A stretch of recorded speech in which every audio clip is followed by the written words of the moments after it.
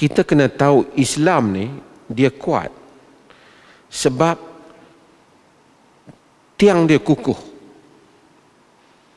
Kita tak jadi macam agama lain. Kita satu agama yang Allah dan Rasul sentrik. Kita putaran kita di tengah paksi kita Allah dan Rasul. Kita tengok siapa yang belajar Muqaranatul Adyan, dia akan tengok agama-agama yang dikatakan agama langit.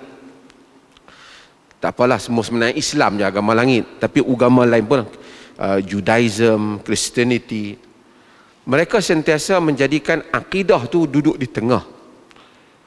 Cerita-cerita amalan dia duduk di tepi. Kalau apa-apa amalan khurafat ke karut-marut akan diukur dengan akidah. Kalau bercanggah dengan akidah, rejected, dia akan ditolak. Hatta Kristian, hatta apa, dia ada trust itu. Walaupun kita anggap di sisi kita dia menyeleweng sudut lain, tapi akidah kepercayaan adalah asas.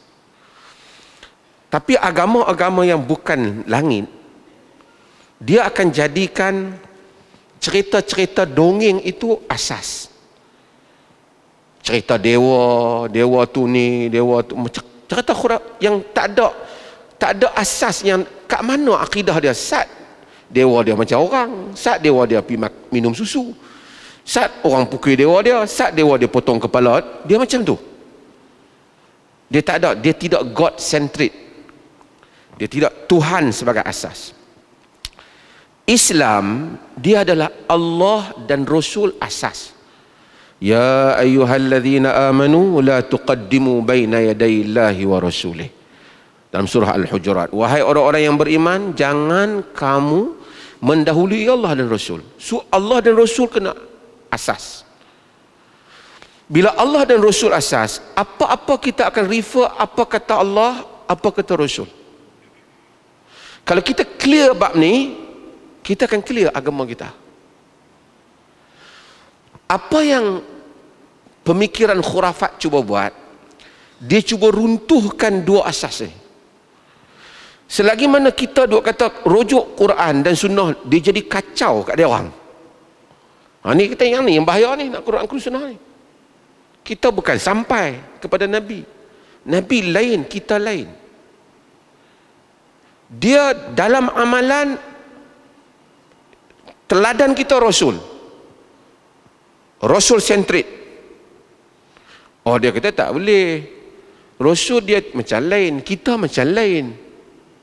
Quran kata laqad kana lakum fi rasulillahi uswatun hasanah.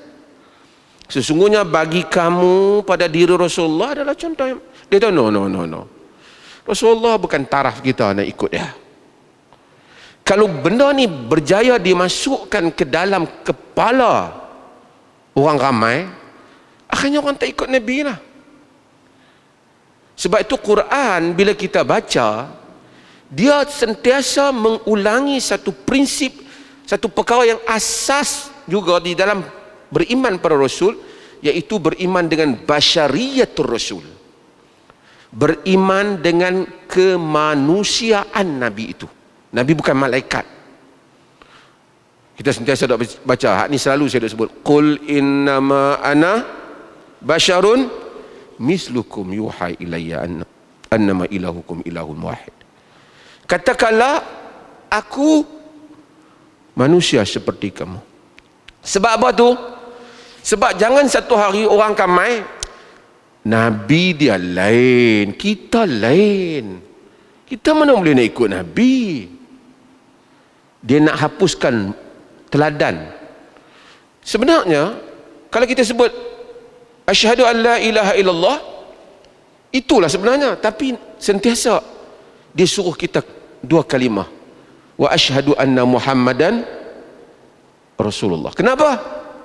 Supaya nak beriman dengan Allah ni, dia tak ada cara, tak boleh ikut mufti, tak boleh ikut Ustaz Marizal, tak boleh ikut Dr. Zaimi, Dr. Basri, siapa pun. Kena ikut apa? Rasulullah.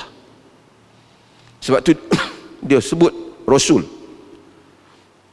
Asas ni very basic, tapi asas ni yang cuba dipecahkan. Mula-mula dia Rasul tu bukan manusia, Dia kata manusia, tapi Rasulullah ni dia macam Superman. Jadi macam tu, lepas tu Rasulullah keluar daripada kubur, mai ziarah kat Nerino, lepas tu dia duk buat marhaban ke apa, dia mai, dia jadi mistik. Dia tak jadi Rasul macam kita baca dalam Quran tu. Dia jadi watak lain.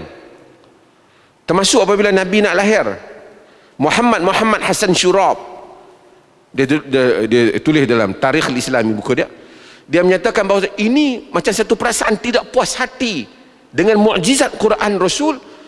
Dia create cerita-cerita yang menjadikan kita duk pi ke cerita tu, kita tak pi kepada dia tu sebagai teladan.